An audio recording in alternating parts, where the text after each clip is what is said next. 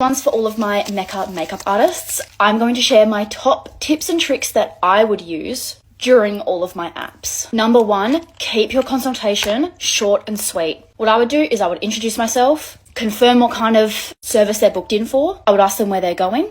I would ask them if they had an inspo pic of the kind of makeup look they were wanting. More often than not, they do come in with an inspo pic, which is actually very, very helpful. I would also ask them what they were wearing.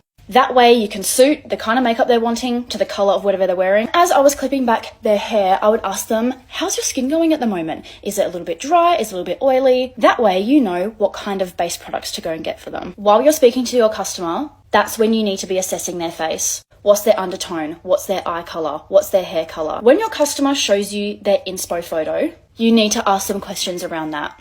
I can guarantee that your customer has not broken down that photo, so you need to break it down for them. I used to pick all of my products in one go, excluding lips. There are so many different options when it comes to lips, and it can be a very personal preference. I used to prefer seeing the whole makeup done and then making my decision with what kind of lip product I was going to use on them. Make sure you're choosing skincare products that were made to sit well under makeup. Stick to your Charlotte Tilbury, Bobbi Brown. If you have MAC in your store, oh my god, get up in those MAC skin prep products. They're skincare products that were created by makeup brands, so you know for a fact that they're going to sit well under makeup. I would always set up my products in the order that I was going to use them. It made things easier for me. The MECCA makeup appointments are redeemable by product. It makes it easier for your customer to make the decision about what they want to buy. And as I was laying out products, I would tell them what the product was and maybe give them a reason as to why I chose it for them. We weren't allowed to use beauty blenders or powder puffs. We were strictly brushes only.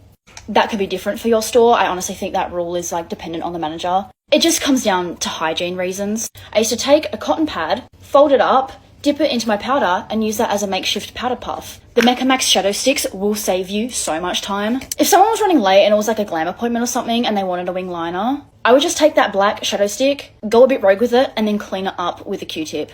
And it made the most beautiful, most perfect, most sharp wing liner. The shimmer sticks are amazing for layering a powder shimmer on top. Finally, and this is probably one of the tips that actually helped me the most, if you're doing your customer's makeup and it is just not sticking to their nose, what I would do is I would get the NARS Soft Matte Pot Concealer, get your hands on a little buffing brush. I know this is Real Techniques, but just something that's this shape, and just buff it around their nose, and it used to smooth it out every time. And it doesn't matter if you've already set your customer's face with powder and everything, this can sit on top of powder.